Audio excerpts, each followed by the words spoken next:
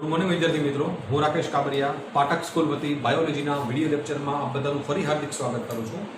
આપણે છેલ્લા લેક્ચરમાં આપણે જે વાત કરી હતી કે પરાગરજ અને જે સ્ત્રીકેસરની આંતરક્રિયાઓ છે, તો કઈ રીતે પરાગરજ અને સ્ત્રીકેસર એકબીજા સાથે આંતરક્રિયાઓ કરે છે, સ્વજાત અને પરજાત પરાગરજને ઓળખી એ પ્રકારે પરાગનયન કરે છે. તો આ રીતે આપણે સ્વફલન અટકાવી શકીએ ત્યાં સુધીની વાત આપણે થઈ ચૂકેલી છે. કઈ રીતે વનસ્પતિમાં સ્વફલન અટકાવવા માટેની અલગ અલગ પ્રયોગો છે. હવે ચલો વનસ્પતિમાં સ્વફલન આપણે અટકાવી દીધું, તો સ્વફલન અટકાવવા માટેનો આપણો મુખ્ય ઉદ્દેશ શું હતો કે વનસ્પતિમાં પરફલન થાય અને નવી જાતિના લક્ષણો મને તમને નવી ઉગતી વનસ્પતિમાં જોવા મળે, એ આપણો મુખ્ય ઉદ્દેશ હતો.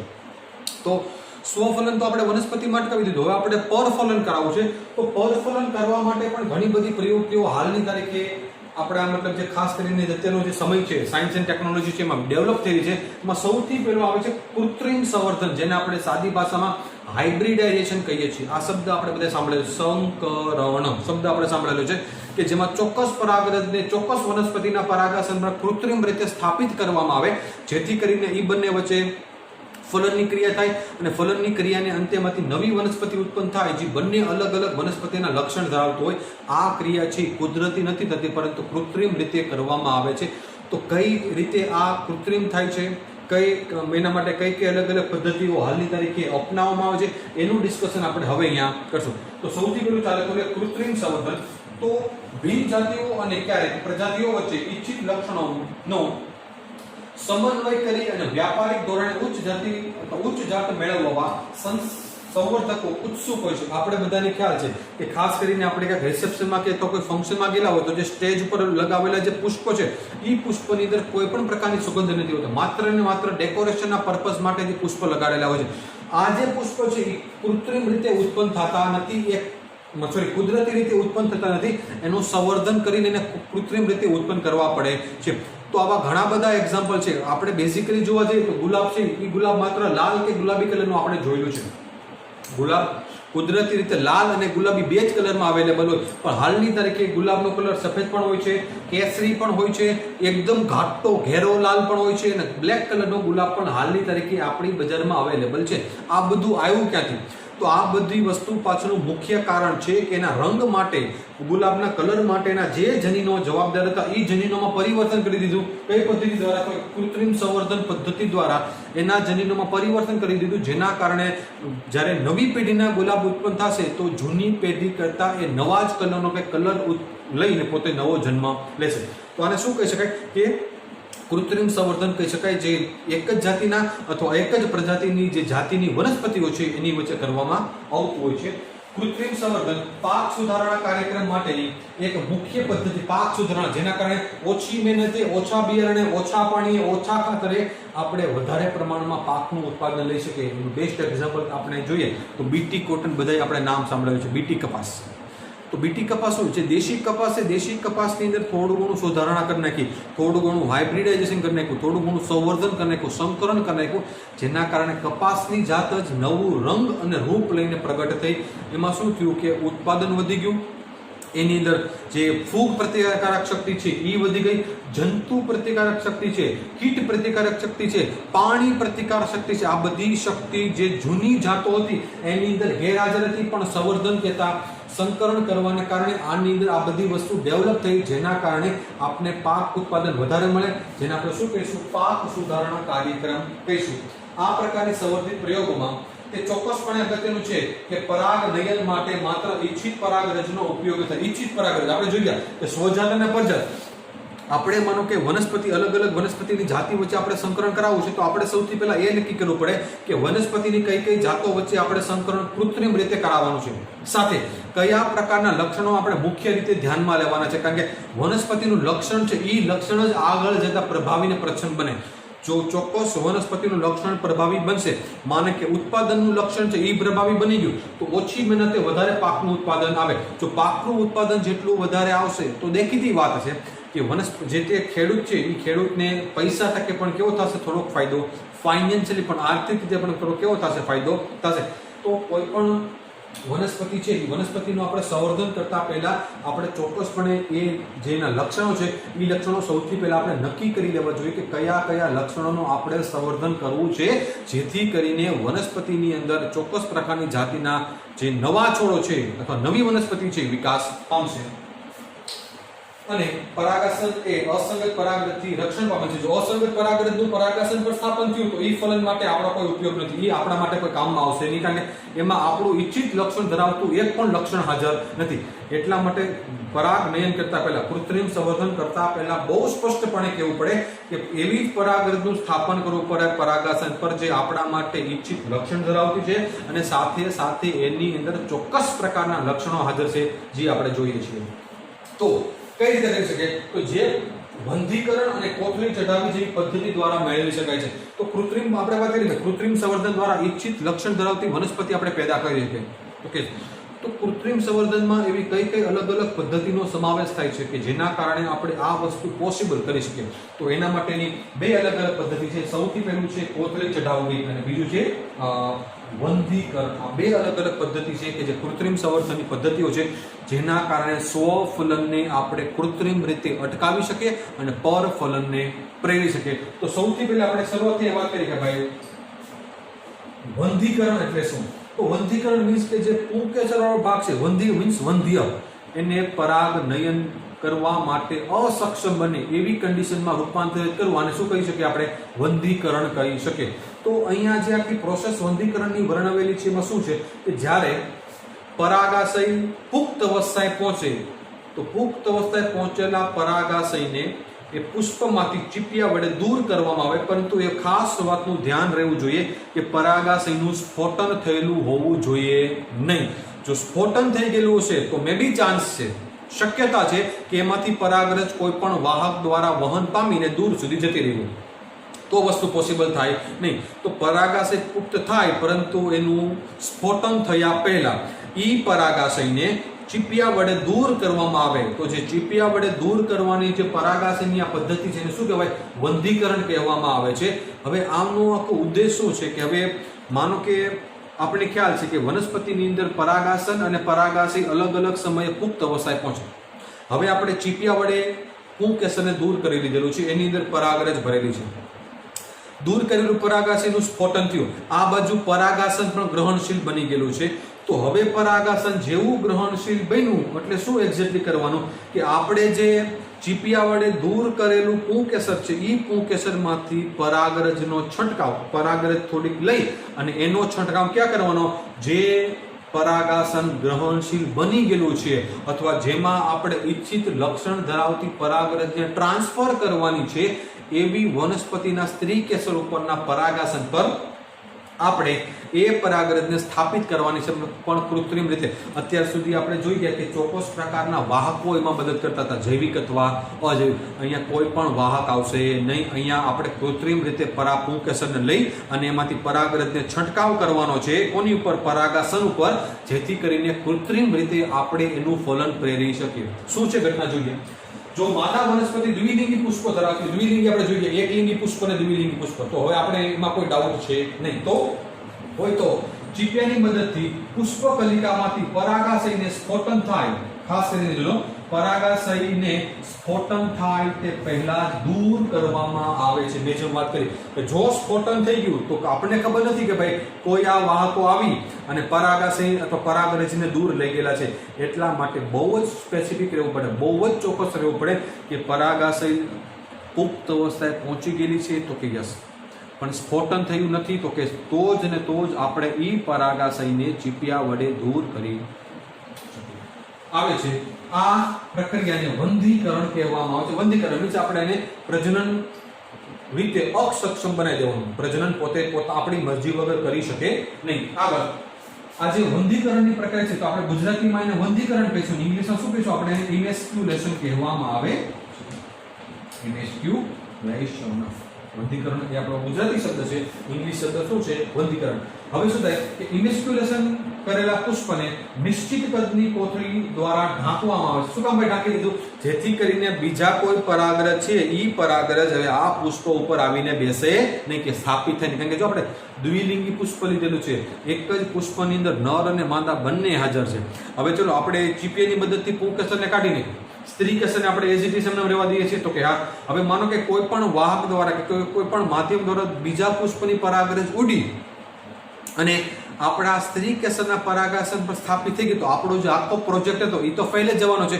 એવું ના થાય એટલા માટે આપણે જેવું ચીપિયાની મદદથી પુંકેસરને દૂર કર્યું, એવું તરત જ જે આખું સ્ત્રી કેસર હતું એને આપણે શું કરશું? ઢાંકી દેશું કોથળીની મદદથી, નિશ્ચિત કદની કોથળીની મદદથી, જેથી કરીને બીજી પરાગરજ, આપણી અસંગત પરાગરજ, આપણા માટે કોઈ કામની નથી એવી પરાગરજ આવીને એનું સ્થાપન થઈને ફલન થઈ શકે નહીં. એટલા તો નિશ્ચિત કદની કોથળી ઢાંકવામાં આવે છે, જે સામાન્ય રીતે મીણિયા કાગળની બનેલી હોય છે. મીણિયા કાગળ જેથી કરીને પાણી દ્વારા કલળી શકે નહીં. કારણ કે મીણિયો કાગળ આપણે બધા જોઈ લઈશું, પાણીમાં મૂકો તો પાણીમાં સરળતાથી તરે, એના ઉપર પાણીની કોઈ પણ પ્રકારની અસર થાય નહીં. એટલા માટે મીણિયો કાગળ અહીંયા કોથળી ચઢાવવા માટે ઉપયોગમાં કરવામાં આવે છે. તે હવે એનું કાર્ય શું છે? તે અસંગત પરાગરજને રોકી અને પરાગાસનને અશુદ્ધ થતું અટકાવે છે. બે જે વાત કરી કે માનો કે બીજા પુષ્પની, જે પુષ્પની આપણે વિશે કોઈ માહિતી નથી, એ પુષ્પની પરાગરજ કોઈ પણ વાહક દ્વારા ઉડી અને આપણા આ પરાગાસન પર જો એનું સ્થાપન થઈ ગયું, અંકુરણ થઈ ગયું, તો પછી આપણો આખો પ્રોજેક્ટ, જે આપણો આખો એમ હતો, આપણો મુખ્ય જે ઉદ્દેશ હતો કૃત્રિમ સંવર્ધનનો, એ આખો કેવો જશે? ફેલ જશે.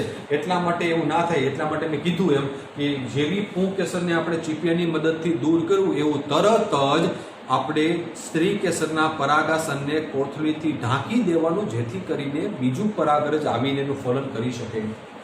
હવે આ કરીને શું કહેવાય? કોથળી ચઢાવી કહેવામાં આવે છે. પુંકેસરને દૂર કર્યું ચીપિયાની મદદથી, તો આપણે વંધીકરણ કર્યું. હવે સ્ત્રી કેસરને આપણે કોથળી વડે રાખ્યું, તો શું કીધું? આપણે એને કોથળી ચઢાવવી. કોની પર? તો કે પરાગાસન પર, જેથી કરીને પરાગાસન અશુદ્ધ થતું અટકી શકે. કોથળી ચઢાવેલા પુષ્પના સ્ત્રી કેસરના પરાગાસન ગ્રહણશીલ બને ત્યારે નર પુષ્પ, જે વાત કરી હતી કે આપણે છંટકાવ કરવાનો છે, પરાગરજનો શું કરવાનો છે? છંટકાવ. કારણ કે આપણે ખ્યાલ છે કે દ્વિલિંગી પુષ્પોમાં ક્યારે પણ જરૂરી નથી કે પરાગાશય, મતલબ પરાગાશય કે પુંકેસર અને સ્ત્રી કેસર એક જ સમયે પરિપક્વ બને. મે બી ચાન્સ કે બંને અલગ અલગ સમયે પરિપક્વ બને. હવે અહીંયા આપણે શું કર્યું કે ભાઈ ચલો પહેલા પુંકેસર પરિપક્વ બની ગયેલું છે, આપણે એને દૂર કરી નાખ્યું. હજુ સ્ત્રી કેસર પરિપક્વ બન્યું નથી, તો જ્યાં સુધી સ્ત્રી કેસર પરિપક્વ નથી બનતું ત્યાં સુધી આપણે એની રાહ જોવી પડે. જેવું સ્ત્રી કેસર પરિપક્વ બની ગયું એટલે આપણે ચીપિયાની મદદથી દૂર કરેલું પુંકેસર એ સ્ત્રી કેસરની નજીક લાવવાનું અને એ સ્ત્રી કેસર ઈ પુંકેસર ઉપર આપણે આ રીતે વાઇબ્રેશન આપશું એટલે એમાંથી પરાગરજ છૂટી પડી, પરાગરજ દૂર થઈને ક્યાં પડશે? સ્ત્રી કેસરના પરાગાસન પણ કૃત્રિમ રીતે પડશે. જોઈએ શું કહે છે કે જ્યારે પરાગાસન ગ્રહણશીલ બને ત્યારે નર પુષ્પના પરાગાશયમાંથી એકત્રિત કરેલી પરાગરજનો શું કરવામાં આવે છે? છંટકાવ કરવામાં આવે છે અને ફરીથી કોથળીને પુષ્પીય અથવા પુષ્પો ઉપર ચઢાવવામાં આવે છે, જેથી કરીને ફરી પાછું આપણે પરફલન થતું અટકાવી શકીએ. તો આ રીતે આપણે કૃત્રિમ પદ્ધતિ દ્વારા આવી વનસ્પતિમાં ઈચ્છિત લક્ષણો ધરાવતી નવી વનસ્પતિ, નવા પુષ્પો, નવા ફળ ઉત્પન્ન કરી શકીએ છીએ કે જે લક્ષણો એના પૂર્વજોની અંદર ક્યારેય જોવા મળતા નહોતા. આગળ જો હવે આપણે વાત કરી દ્વિલિંગી વનસ્પતિ કે જેમાં નર અને માદા બંને કેવા છે? એક જ વનસ્પતિમાં હાજર છે, તો આપણે આ પદ્ધતિનો અમલ કરવો પડે કે પુંકેસરને દૂર કર્યું, અહીંયા કોથળી ચડાવી દીધી. પણ જો હવે વનસ્પતિ એકલિંગી છે, એક જ વનસ્પતિમાં કા સ્ત્રી કેસર છે, એક જ વનસ્પતિમાં કા પુંકેસર છે, બંને તદ્દન કેવા છે? અલગ અલગ. તો જો માદા વનસ્પતિ એકલિંગી પુષ્પ સર્જે તો વંધીકરણની જરૂરિયાત રહેતી નથી. શું કામ? કારણ કે ઓલામાં તો શું હતું કે ભાઈ મે બી ચાન્સ કે ભાઈ બીજું પરાગરજ આવીને સ્થાપિત થઈ જાય. હવે અહીંયા તો એક જ વનસ્પતિમાં બંને હાજર તો છે નહીં, તો માત્ર કરવાનું એટલું કે પુષ્પ ખીલે તે પહેલા માદા પુષ્પની કલિકાને માત્ર કોથળી ચઢાવવામાં આવે છે. એક વસ્તુ ઓલામાં આપણે વંધીકરણ પણ કરતા હતા અને કોથળી ચઢાવી પણ આપણે કરતા. કેમાં? દ્વિલિંગી વનસ્પતિની અંદર. એકલિંગી વનસ્પતિમાં વંધીકરણનો કન્સેપ્ટ આવતો નથી, માત્ર કોથળી ચઢાવી. શું કામ? કારણ કે પુંકેસર પરિપક્વ થઈ ગયેલું છે પરંતુ સ્ત્રી કેસર પરિપક્વ થયું નથી. પુંકેસરને આપણે લાંબા સમય સુધી સાચવી શકશું. પરાગરજ આપણે જોઈએ પરાગરજની જીવિતતા વખતે આપણે ભણી ગયેલા છીએ, યસ ને? સ્પોરોપોલિનનું આવરણ હોવાને કારણે લાંબા સમય સુધી એને કંઈ થતું નથી. પણ અહીંયા જો સ્ત્રીકેસર એકવાર ગ્રહણશીલ બની ગયું, લાંબા સમય સુધી જો એ સ્ત્રીકેસર ઉપર કે પરાગાસન ઉપર જો કોઈ પણ પરાગરજ ના આવી, એની ગ્રહણ ક્ષમતાનો સમયગાળો પૂરો થઈ ગયો, ત્યાર પછી એ ફલન કરવા માટે સક્ષમ રહેતા નથી. એટલા માટે એક લિંગી પુષ્પની અંદર વંધીકરણ નહીં પરંતુ માત્ર કોથળી ચઢાવવામાં આવે છે. જોઈએ કે પુષ્પકલિકાને કોથળી ચઢાવવામાં આવે છે જ્યારે પરાગાસન ગ્રહણશીલ બને. વાત કરીએ જ્યારે પરાગાસન પરાગરજને ગ્રહણ કરવા માટે સક્ષમ બને ત્યારે શું પરાગનયનની ક્રિયા ઈચ્છિત પરાગરજનો ઉપયોગ કરવામાં આવે છે. આપણે જે પરાગરજનો છંટકાવ કરવો હોય, જે પરાગરજની અંદર આપણા ઈચ્છિત લક્ષણો હાજર હતા, કલરના, સુગંધના, આકારના, XYZ કલર આપણે XYZ લક્ષણ આપણે જે જોતા હતા, એ લક્ષણ માનો કે પરાગરજની અંદર હાજર છે, એવી પરાગરજને લાવી અને જ્યારે પરાગાસન ગ્રહણશીલ બને પરાગરજને લેવા માટે, ત્યારે લાવીને આપણે શું કરશું? એનો છંટકાવ કરશું. પરાગનયન થઈ ગયું. આ પદ્ધતિ કેવી છે? કૃત્રિમ પદ્ધતિ છે, જેમાં પરફલન પદ્ધતિ દ્વારા નવી જાતિના સજીવ કે નવી જાતિની વનસ્પતિ આપણે ઉત્પન્ન કરી શકીએ.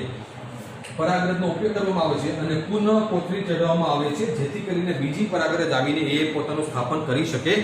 તો આ રીતે આપણે કોઈ પણ વનસ્પતિની અંદર સ્વફલન અટકાવી અને પરફલનને પ્રેરી શકે છે, પરંતુ કન્ડિશન માત્ર એ છે કે જે લક્ષણોનો આપણે અભ્યાસ કરવાનો છે, એ લક્ષણો સૌથી પહેલા આપણા ધ્યાનમાં રહેવા જોઈએ કે આપણે કલર વાળું જનીન બદલવાનું છે, રંગ વાળું અથવા એની સુગંધ વાળું જનીન બદલવાનું છે, એની ઊંચાઈ વાળું જનીન બદલવાનું છે, એના આકાર વાળું જનીન બદલવાનું છે. તો દરેકે દરેક જનીનનો સૌથી પહેલા ઊંડાણપૂર્વક અભ્યાસ કરવો પડે. કયું લક્ષણ આપણે જોઈએ છીએ એનો અભ્યાસ કરવો પડે ને ત્યાર પછી કૃત્રિમ સંવર્ધન પદ્ધતિ દ્વારા એ જનીનોની ફેરબદલી થાય અને ફેરબદલી કરેલું જનીનમાંથી જે નવી વનસ્પતિ ઉત્પન્ન થશે, એ વનસ્પતિ આપણા ઈચ્છિત લક્ષણો ધરાવતી છે. જેનું મેં તમને એક્ઝામ્પલ આપ્યું બીટી કોટન. તો બીટી કોટન એક સંવર્ધિત પાકની જાત જ છે. આનો અભ્યાસ આપણે ચેપ્ટર નંબર 11 અને ચેપ્ટર નંબર 12 ની અંદર કરવાનો આવશે, જે બાયોટેકનોલોજી વાળા 2 ચેપ્ટર છે. ત્યારે આપણે થોડું ડિટેલમાં જોશું કે કઈ રીતે આ જનીનોને એક વનસ્પતિમાંથી બીજી વનસ્પતિમાં દાખલ કરવામાં આવે છે, કયા પ્રકારના વાહક માધ્યમનો ઉપયોગ થાય છે. તો અહીંયા સુધીની જે ઘટના હતી, બધી જ ઘટના કઈ કોની હતી? તો એ ખાસ કરીને પરાગનયનની ઘટના હતી, સ્વફલનને અટકાવવા માટે અને પરફલનને પ્રેરવા માટે. હવે પછીનો જે ટોપિક છે આપણા માટે મોસ્ટ ઇમ્પોર્ટન્ટ ટોપિક છે. આપણે ઘણીવાર એનું ડિસ્કશન કરી ચૂકેલા છીએ, બેવડું ફલન. એ બેવડું ફલન હવે આપણે અભ્યાસ હવેનો કરશું.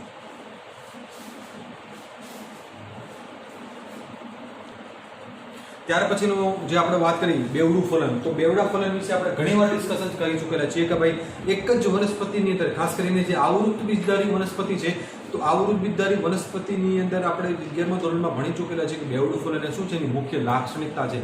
તો આજે આપણે ફરીવાર ભણવાનું છે કે બેવડું ફલન શું છે, કઈ રીતે થાય છે, શું કામ આપણે એને બેવડું ફલન કહીએ છીએ. તો સૌથી પહેલા થોડાક આપણે ફ્લેશબેકમાં જઈએ, ભૂતકાળમાં જઈએ કે આપણે આ રચના ભણી ગયેલા છીએ. આપણે આ ચેપ્ટરના સ્ટાર્ટિંગમાં આપણે પુંકેસરની રચના ભણી ગયા. પુંકેસરની રચનામાં સૌથી નીચેનો ભાગ તંતુ, જે નાના તાતણા જેવો છે, યોજી, પરાગાશય, અને 4 ભાગમાં દ્વિખંડીય ચતુષ્કોટરી આપણે ભણી ગયેલા છીએ. પરાગરજ કેટલા ખંડમાં વિભાજિત થાય? તો કે 2 દ્વિખંડીય, અને દરેક ખંડ ફરી પાછો આગળ જતા 2 કોટરમાં વિભાજિત, એટલે 2 દુને 4 કોટર બન્યા. એટલા માટે શું કીધું? ચતુષ્કોટરી એવું નામ આપ્યું. તો ઈ 4 કોટરની અંદર શું ભરેલું છે? પરાગરજ ભરેલી છે. આને આપણે સાદી ભાષામાં શું કહીશું? તો કે પુંકેસર આપણે એને કહીએ છીએ. ઓકે, ચલો યસ. બાજુમાં જ મેં જે રચના દોરી, આ તો બધાની ખ્યાલ છે. આખોની રચના છે તો કે સ્ત્રીકેસરની રચના છે, જેમાં સૌથી ઉપરનો ભાગ છે જેને આપણે પરાગાસન કહીશું, જે પરાગરજનું બેસવા માટેનું, પરાગરજના સ્થાપન માટેનું સ્થાન છે. એના અકોર્ડિંગ પરાગવાહિની નામ ઉપરથી ખ્યાલ પડે, પરાગરજનો શું કરાવશે? વહન કરાવશે. નીચેનો જે ફૂલેલો ભાગ છે એને બીજાશય કહેવાય, અને બીજાશયની અંદર ઘણા બધા શું ભરેલા છે? અંડકો ભરેલા છે, જે આપણે ભ્રૂણપુટના નિર્માણ વખતે ભણી ચૂકેલા છે. હવે એક અંડકને ઝૂમ કરીને મેં અહીંયા બતાવેલો છે. એક અંડકની જો આપણે આંતરિક રચના જોઈએ તો એક અંડકમાં કેટલા અલગ અલગ પ્રકારના કોષો આવેલા હોય. તો ઉપરના ભાગે 3 પ્રતિધ્રુવીય કોષો, વચ્ચેના ભાગમાં એક દ્વિકીય કોષ કેન્દ્ર છે, કોષ નથી. શું કામ કોષ કેન્દ્ર છે, શું કામ કોષ નથી? આ વાતનું ડિસ્કશન આપણે જ્યારે ભ્રૂણપુટના નિર્માણની વાળો ટોપિક ચાલેલો ત્યારે જ મેં કરી ચૂકેલો છું, એટલે આપણે યાદ હોવું જોઈએ. અને નીચે ફરી પાછા 3 કોષો છે, એમાંથી જે 2 યલો કલરના, પીળા કલરના બતાવેલા છે, એ કયા કોષો છે? સહાયક કોષો છે. અને જે બ્લુ કલર વાળો ભાગ છે એને શું કહીશું? આપણે અંડકોષ કહીશું. તો એક અંડકની અંદર આટલા અલગ અલગ પ્રકારના કોષો હાજર હોય, 3 ને 3 6 ને 7 કોષ અને 8 કોષ કેન્દ્ર વાળી વાત આપણે ઓલરેડી થઈ ચૂકેલી છે. હવે આપણે ચાલુ કરીએ બેવડું ફલન. તો બેવડું ફલન એટલે શું? કે ભાઈ માનો કે જ્યારે પરાગાશય પરિપક્વ બને ત્યારે આ પરાગાશયનું સ્ફોટન થાય. સ્ફોટન પામેલું પરાગાશયમાંથી શું મુક્ત થાય? પરાગરજ મુક્ત થાય. તો કે યસ, આ પરાગરજ કોઈ પણ વાહક દ્વારા, વાહકની આપણે વાત કરી ચૂકેલા છીએ, એ જૈવિક વાહક પણ હોઈ શકે અને અજૈવિક વાહક પણ હોઈ શકે. માનો કે મધમાખી આવીને આ પરાગાશય પર બેઠી, પરાગાશયનું સ્ફોટન થઈ ગયેલું છે, તો જ્યારે આ મધમાખી એક પુષ્પમાંથી ઉડીને બીજા પુષ્પમાં જશે ત્યારે આપણે જોઈ ગયા, એક વસ્તુ આપણે જોઈ ગયા છે કે ભાઈ એને ભેટ આપે છે. આપણો શબ્દ આવી ગયો છે, સર પ્રાઇઝ આપે છે કે ભાઈ તું પરાગરજનું વહન કરાવ, જેના બદલામાં મારામાંથી મધુ દ્રવ્ય લઈ લે અને પરાગરજનું વહન કરાવ. તો મધમાખી અહીંયાથી પરાગરજ લઈ અને ક્યાં જશે? બાજુના પુષ્પમાં રહેલા સ્ત્રી કેસર પર ઈ મધમાખી જશે. ઈ મધમાખી છે ઈ પુષ્પમાંથી ફૂલનો રસ ચૂસવાની શરૂઆત કરશે, તો પોતાની સાથે આવેલી પરાગરજનું શું કરાવશે? ત્યાં સ્થાપન કરાવશે. તો હવે અહીંથી આ પરાગરજ ઉડી અને ક્યાં બેઠી? આ પરાગાસન પર અહીંયા આવીને સ્થાપિત થઈ. હવે આપણે સંગત અસંગત વાળો કન્સેપ્ટ આવ્યો કે ચલો પરાગાસન અને પરાગરજ બંને એકબીજા સાથે સંગત છે, સ્વપરાગરજ છે, તો સ્વજાત પરાગરજનું પરાગાસન ગ્રહણ કરશે. વાત સાચી આપણે ભણી ગયેલા છે. તો કેસ હવે જેવી આ પરાગરજ આ પરાગાસન પર સ્થાપિત થઈ એટલે પરાગરજનું શું થાય? અંકુરણ થાય. આવી પણ આપણે વાત કરી ચૂકેલા છે. અને અંકુરણ પામેલી પરાગરજ કોનો વિકાસ કરાવે? પરાગ નલિકાનો વિકાસ કરાવશે. પરાગરજની રચનાને આપણે યાદ કરીએ કે પરાગરજની આંતરિક રચનામાં આપણે જોઈ ગયા કે એમાં બે પ્રકારના કોષો આવેલા હોય. એક મોટો કોષ જેને આપણે વાનસ્પતિક કોષ કહીશું, એક નાનો કોષ જેને આપણે જનન કોષ કહીશું. એનું કાર્ય પણ આપણે જે તે સમયે ભણી ચૂકેલા છીએ. તો હવે જેવું પરાગરજનું અહીંયા પરાગાસન પર સ્થાપન થયું, અંકુરણ થયું, અંકુરણ પામેલી પરાગરજ શું કરશે? પરાગનલિકાનો વિકાસ કરાવે. અહીંથી પરાગનલિકાનો ચલો વિકાસ થયો. હવે એમાં બે પ્રકારના કોષોનું વહન થાય. પરાગરજ બે પ્રકારના કોષોને શું કરે? અંદર મુક્ત કરશે. જે મોટો કોષ અને આગળની સાઈડ છે એને આપણે વાનસ્પતિક કોષ નામ આપ્યું હતું. જે નાનો છે ને જે પાછળની બાજુ છે એને શું નામ આપ્યું હતું? આપણે જનન કોષનું નામ આપ્યું હતું. તો કે વાનસ્પતિક કોષનું કાર્ય આપણે ભણી ચૂકેલા છીએ કે જનન કોષને પોષણ આપવાનું કામ છે, જનન કોષને માર્ગદર્શન આપવાનું કામ કોનું છે? તો કે ભાઈ વાનસ્પતિક કોષનું છે. ઇટ મીન્સ કે આ વાનસ્પતિક કોષ જનન કોષને પરાગ નલિકામાં વહન કરાવી ક્યાં સુધી લાવશે? બીજાંડ છિદ્ર સુધી લાવશે. જેવો વાનસ્પતિક કોષ અને જનન કોષ બીજાંડ છિદ્ર સુધી પહોંચી ગયા એટલે વાનસ્પતિક કોષનું શું થાય? હવે વિઘટન થશે.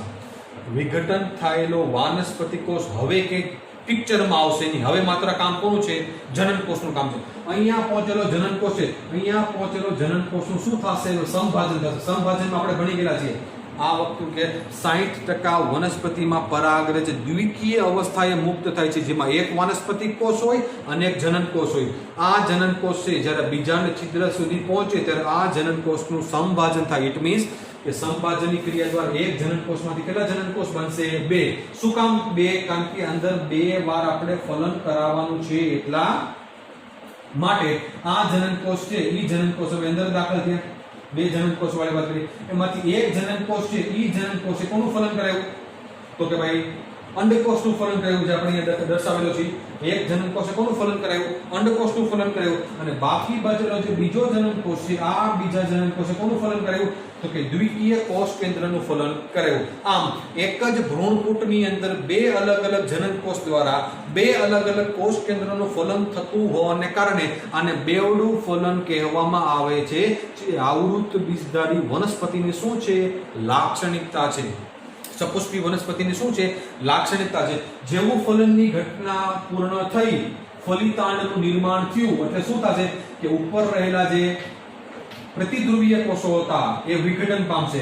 નીચે હાજર રહેલા સહાયક કોષો હતા એ વિઘટન પામશે. તો હવે આપણી પાસે હાજર રહેલો જે ભ્રૂણપૂટ છે, ભ્રૂણપૂટની અંદર હવે શું બચ્યું કે એક ત્રિકીય કોષ કેન્દ્ર બન્યું જેની પ્લોઇડી શું હોય? 3n હોય. અને અહીંયા આપણી પાસે એકકીય અંડકોષ હતો. એકકીય અંડકોષ સાથે એકકીય જનન કોષનું જોડાણ થયું એટલે શું બન્યું?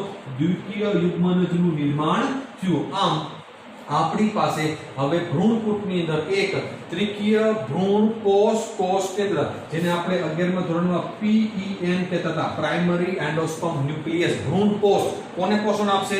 ભ્રૂણને પોષણ આપશે. કારણ કે આ જે યુગ્મનજ છે યુગ્મનજમાંથી ભ્રૂણ બનાવવાનો છે અને ભ્રૂણમાંથી આપણે નવી વનસ્પતિનો વિકાસ કરવાનો છે, નવા બીજનો વિકાસ કરવાનો છે એટલા માટે. તો આજે આને શું કહીશું આપણે? ત્રિકીય ભ્રૂણ કોષ કોષ કેન્દ્ર, ભ્રૂણ કોષ, ભ્રૂણને શું આપશે? પોષણ આપશે. અને આ જે બન્યું આને શું કહેશું આપણે? યુગ્મન જેવું નામ આપશું. હવે ધીમે ધીમે આનો વિકાસ આગળ વધશે તો આપને કોઈ પૂછે કે બેવડા ફલનના અંતે ભ્રૂણપુટની રંગસૂત્રીય પ્લોઇડી શું હોય, તો આપણો આંખો વીંચીને આન્સર આવવો જોઈએ કે 5n હોય છે. શું કામ? 3n અને 2n, 3 + 2 કેટલા થાય? 5. આ રીતે આપણે ખ્યાલ હોવો જોઈએ. અહીંયા બેવડા ફલનની ઘટના આખી પૂર્ણ થાય છે. આજના લેક્ચરમાં આપણે જે કૃત્રિમ સંવર્ધન વાળી વાત કરીએ એમાં જે ખાસ કરીને 2 પદ્ધતિનો અભ્યાસ કર્યો, કોથળી ચડાવવી અને વંધીકરણ. આ જે પ્રશ્ન છે એ પ્રશ્ન બોર્ડની પરીક્ષામાં 2 માર્ક્સમાં પૂછાઈ શકે છે. અને જે આ બેવડા ફલનવાળો જે આપણો પ્રશ્ન છે, ટોપિક છે, એ બેવડા ફલનવાળો પ્રશ્ન જો શોર્ટમાં પૂછે તો 2 માર્કમાં પૂછાઈ શકે, અને જો આકૃતિ સહિત પૂછે તો આ પ્રશ્ન ફૂલ માર્ક્સ 4 માર્કમાં પણ પૂછાઈ શકે. અને આ જે પ્રશ્ન છે આ પ્રશ્ન બેવડા ફલનવાળો મોસ્ટ ઇમ્પોર્ટન્ટ આપણા બોર્ડની એક્ઝામના પોઈન્ટ ઓફ વ્યૂ છે. એટલે આની પ્રિપેરેશન ખાસ તકેદારી રાખીને કરવાની છે. અને જે આપણે આગળ જે વાત કરી કે ઓલો પ્રશ્ન છે કેટલા માર્ક્સમાં? 2 માર્ક્સમાં પૂછાઈ શકે. તો બને એટલું ઝડપથી અને સારામાં સારું રિવિઝન થાય એવા પ્રયત્ન કરવા, જેથી કરીને લાંબા ગાળા સુધી આ બધા પ્રશ્નો છે કે જે કન્સેપ્ટવાળા પ્રશ્નો છે એ આપણે લાંબા ગાળા સુધી યાદ. Thank you.